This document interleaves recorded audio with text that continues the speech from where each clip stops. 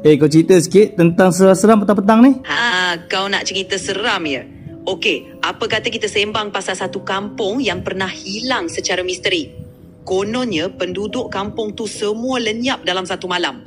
Orang yang lalu kawasan tu pernah dengar bunyi-bunyi aneh, macam bisikan halus dan ketawa halus di celah pokok. Seram kan? Katanya sesiapa yang cuba masuk ke kampung tu waktu senja akan rasa macam diperhatikan. Sampai sekarang, tak ada siapa berani nak tinggal lama kat situ.